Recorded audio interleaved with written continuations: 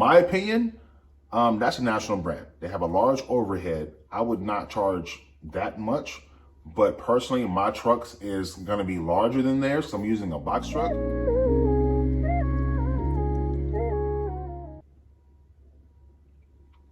What's up, YouTube? Courtney Hall back again for another video. Today I wanted to talk about how to actually start your own junk removal company. So whenever I first started this channel, I was pretty much speaking on how my ideal of just literally just starting, me being nervous, me kind of having anxiety on, if I would, have success doing this or whichever. But after the week, I would say 2 days or so of doing junk removal jobs, I'm no expert already, but just kind of, give you guys an example of how I started and, kind of what I exactly did that made me see the results that I saw, that made me get the results that I did to make $800 in 1 day of junk removal. So first off, before you start any business, you need to do your own research with who your competition is. You need to do your research and find out what kind of niche or what kind of products that you can actually help the customers with. Because I'm telling you right now, if you want to start this or start any junk removal company or any business, and your whole priority is just making money, I promise you right now, you will never succeed. And I say that because most customers, man, like customers today are so savvy and they're so smart and educated, and they do not want anyone just coming for their pocketbooks. Because, I mean, think about it yourself. If you go to any restaurant or if you go to any mall or a shopping center and you're looking for something yourself, everyone posts on social media about how this person or this company was trying to get them, or they were trying to not honor a discount or trying to get over on them. So my thing is, if you yourself talk about that in social media, why wouldn't someone be talking about you in that way to their social media friends, right? So when you approach it in that angle, you cannot plan on starting anything if you're just trying to run game and you're not trying to help customers out. The whole goal for starting any business is you need to be able to actually help with help solve a problem in your community. So junk removal, for instance, Dallas-Fort Worth is a very large metroplex. It's actually one of the top 3 largest metroplexes in the United States. And give you an example of how large Dallas is alone, you could actually drive 1 hour in any direction and still be in Dallas. Dallas is really that large. So when you add Fort Worth and Arlington and Frisco and Waxahachie and Midlothian and Heath and all these Rockwall, all these other places, there are so many places here to go that you need to be able to find out, okay, well, what kind of problem can I solve? Find out where your neighborhood is. Dallas-Fort Worth is about 150 miles in a circumference, and so that's Dallas County. If you take Dallas County and Fort Worth County together, it's about 150 miles in a direction, and you can be in the same metroplex. It's very, very large. Now I know there's some states that you can drive through them in about 2 hours. In Dallas Fort Worth, 2 hours you could drive from Rockwall to West Fort Worth, and you can still be in the metroplex in 2 hours. So that's just how large this area is. When you're in a city that big, you can't really try to hit the whole area. You want to try to hit your backyard. So find out what kind of problem you can serve in your own backyard. That's the number one rule I would say there. The next rule I would say is find out, okay, how much your customers are paying for junk removal servicing right now. You need to contact your closest competitors. I would say the national brands and your local brands. You need to find out exactly how much they're actually paying for the services or charging for the services. A lot of these companies like Junk King and Got Junk, they charge per cubic yard. And they don't always charge just a linear from like a quarter trailer to a half a trailer to a 3/4 trailer to a 4 trailer. If you do it like that, yeah, you're going to find success. But the problem is you may not be maximizing the kind of money you can actually get from each truckload. What I do personally is I do volume-based pricing. So we charge based upon the amount of space it takes up on our truck, which obviously most of you will too. But the difference is if you're going to be someone that has a minimum and then you charge to, let's say, a quarter load. Well, what if you actually lose a sale from that minimum to a quarter load? What if actually you get something that is a little bit past that quarter load, that's not quite a half a load, but you end up charging them a quarter load to have good customer service? Yeah, you need to find a way to price your truck where actually it's in a model where you can get every dollar amount per space or per angle you can in the truck. That's a really good thing there too. So call around, maybe call like Junk King and find out how much they're actually charging. You can go to in this area at least, you can go to the website, you can put in a few things on the website into a cart, and you can see how much they charge. Junk King uses an 18 cubic yard truck. So you actually can take how much they charge for a full truck, divide that by 18, and that's how much they're actually charging per cubic yard. My opinion, that's a national brand. They have a large overhead. I would not charge that much, but personally, my truck is gonna be larger than theirs, so I'm using a box truck. So I charge similar, but not more than them. Because keep this in mind too, guys. You get that one person who, okay, junk removal is kind of like plumbing, all right? I wish we were like movers, but we're like plumbers. You don't need us until you actually need us, if that makes sense. So with a mover, you know you're gonna move, in obviously a whole year in advance in most cases. And in normal cases, it may be a few months in advance. So you'll call a few movers here and there and say, hey, I want to schedule a move next month or 2 months from now or 2 weeks from now. Junk removal, I don't really think I've heard anyone getting bookings like that. We're more like going to be on the last minute type thing. So if someone contacts us, it's going to be something where, hey, I need this going right now. Can you come today? Can you come tomorrow? They're not going to want somebody that can come out next week or 2 weeks or whatever. They kind of want somebody same day or next day. And that's typically what's the most important. So whenever you think of it like that and someone calls, they're already ready to pay as long as it's not too expensive. So where I was going with that was, if you have your price that's so high and you get a person who's like not really shopping around, you may have a large truck like me, a large truck larger than Junk King and Got Junk, right? But the problem is when you say something like, okay, well, my truck's larger than theirs, but my truck is $800 for a full truck. They're not gonna, that number is gonna be so high to them. They're gonna be like, no, just no, thank you, right? What you gotta do is you gotta find a way to price your truck in a way that makes sense to the customer. So again, for me, I'm not as big as the national brands, even though yes, I can actually charge as much as them because I have a larger vehicle, I will never charge more than them, right? But the way that I have my pricing set up, I would rather not get full loads. I would actually rather get, 1/8 loads or minimum loads or quarter loads or half loads, because the way my pricing is set up is I'm front loaded. So my pricing is more expensive and it breaks down cheaper as it gets larger. That way that if I have like 3 jobs in one day, that's going to be more than if I actually had a customer to pay that full load, if that makes sense. So, and that's actually how I was able to get $800 out of that full truck, which is, in my opinion, how much that truck is actually worth. Because I was able to get, 4 loads into that truck. Whereas if I got one full load, yeah, I'll go ahead and take $600 at one time, but at the same, or $525 or $600, it depends on the taxes, $600. So $600 at one time. But the problem is, you run into just somebody is just like, okay, they can turn them off if you start saying 700, 800, 900, 1,000, at least in my area. Now, maybe if you're in a place like in New York that has large dump fees or whichever, things are different. And the customers know too. The customers know how much you guys are dumping. Don't try to, one thing I would always caution as well too, Don't try to run game with customers like I was saying earlier.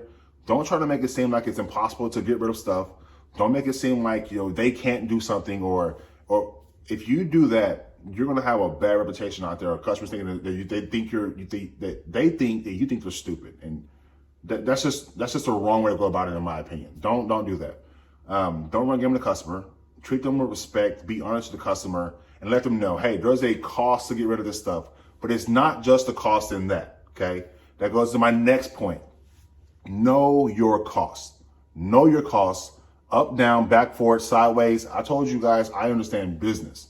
And one thing about business is, if it's junk removal, if it's plumbing, if it's having a hat company, if it's having a restaurant, one thing is the same. If you don't know your costs, you're going to be out of business.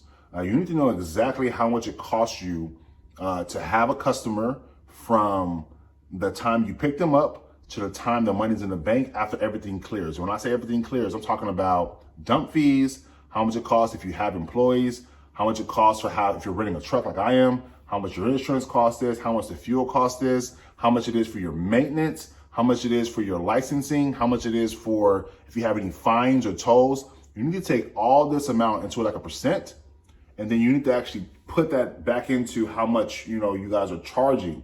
That is something that you got to do on your own. That's just giving you guys an overview, but there's so many variables as far as like location or where you live, how much things cost, size of your vehicle, how large your team is. Like me, I'm a one-man show, man. So for me, it's going to be very low in overhead. I'm in shape and I can do jobs by myself right now. So until I get kind of burnt out, that's what I'm going to do.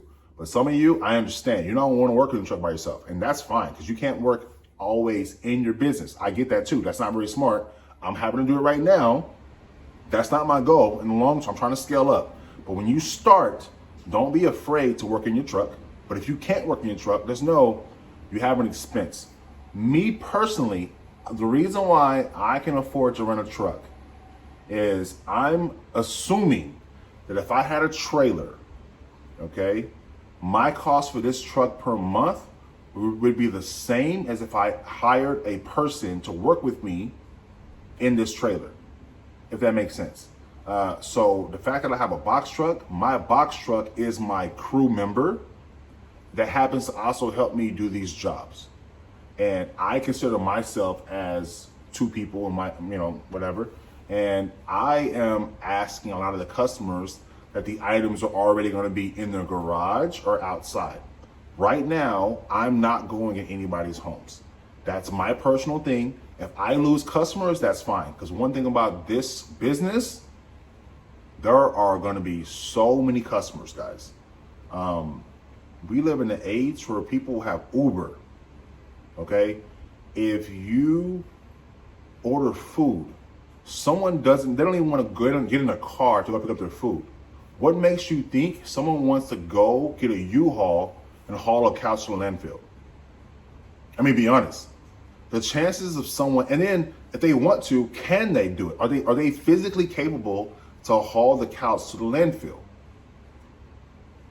So because of that, I'm betting on myself that if I just ask the customer to either have it in the garage, on their doorstep, or close to their front door, then that's fine. What that's going to do is that's going to limit me from causing damage from inside their homes.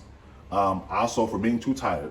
One thing I have noticed from watching people's videos, one of the most difficult things to do is removing things out of people's houses, as far as like their front doors. So if you can actually limit that exposure and have things already outside or have things already in the garage, you're going to have it's going to be such an easier time for you to do jobs. And then I don't mind being out there all day to do a job. Like if I have to do a full load by myself, by being out there for like 3-4 hours by myself, for me, it's just cardio. I'll figure it out. But to do a whole house clear, unless the house is already there's no one living there, there's no way I'm going to do a house clear right now. There's no way. I mean, I just prefer things are outside. And that's just how I wrote my business model. And I understand many of you may disagree with that, but that's just how I choose to do it, okay? So number one is don't run game with the customer. Number two is know what your cost is. And number three is I'm not right. I'm going on top of my head, but you guys have it in there already. But yeah, so basically, guys, just make sure when you're doing starting a business, okay, you need to do a lot of the research before you pull the trigger, before you quit your job. And the overhead on this is so low that you can definitely do this part-time and keep your job and do this on the weekends, do this after work, or do this, unless if you work in the evenings, do this before work. I find in this area that most customers prefer us to come in the morning. There's a guy here, and I don't know why he has a bad reputation on YouTube, but his name is Ricardo, and DFW Junk Guys here in Frisco. I watch a lot of his videos. I'm going to be honest with you, he's helped me out a lot, and also Sonoma strong hauling, whatever, in Sonoma, California. Those guys have helped me a lot, and I'm telling you, when I say that I'm a sponge and I can learn something very quickly, a lot of these things I'm telling you right now is just stuff that I've been researching myself. That's how I can recite it to you like I've been doing it for a long time, because before I get into anything, I want to fully know what I'm getting into. So wait, I may sound like an expert right now. I can assure you that I'm not an expert. I'm just like you, trying to figure this thing out myself, but I just do my research like you're doing right now. So make sure you do your research. I would say the next step, guys, I would say advertising. So before you actually really can grow big in any business, you have to advertise. No one knows who you are. So you need to be able to actually tell people through a story, through branding, what you are, who you are, how you can help them, how you can service them, how quickly you can do things, and have a customer base where you can actually prove that you can actually do the job. So advertising is a very, very, very, very important. Probably the next thing, most important is know your costs. Second is advertising. Those two things right there, if you don't take away anything from this whole video, knowing your costs and advertising will keep you in business.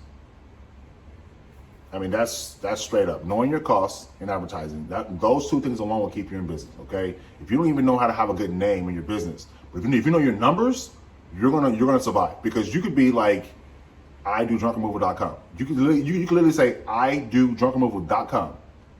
And if you can market that and know how much you're spending, you will last way longer than having the best name in the world. That's just facts. That's just facts, okay?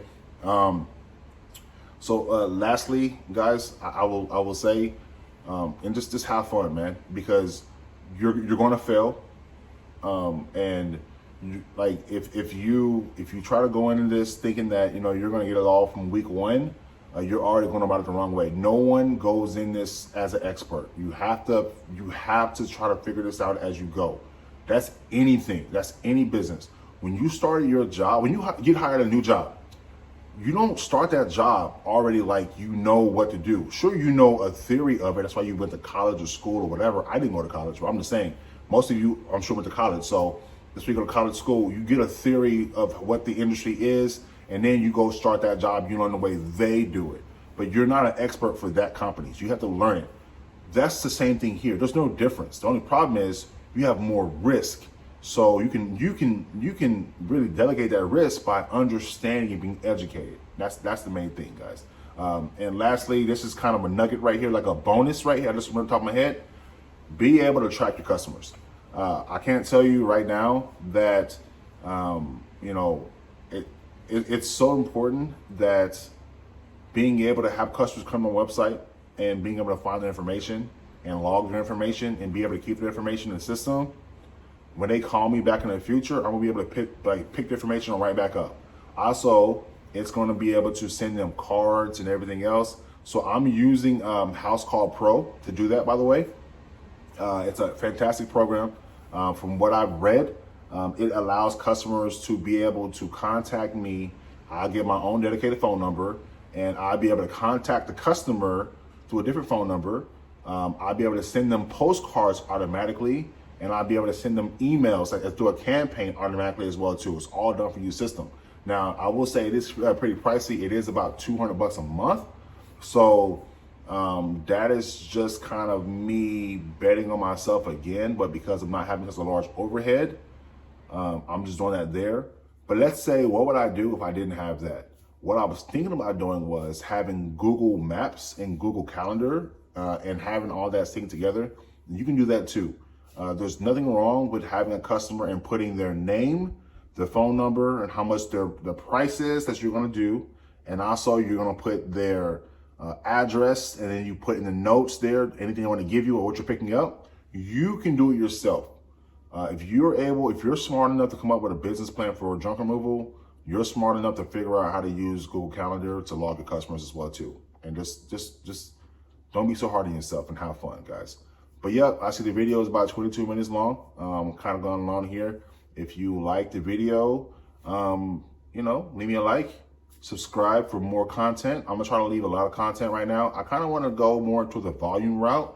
It might not always be quality, guys. I'll be honest. I'm gonna be right honest with you. If you made it here this long, it may not always be quality, but I want to give you guys good content as far as like the content is quality, but the production may not be quality, if that makes sense. So, Courtney Hall, hustle and grind. See you guys next time. Peace.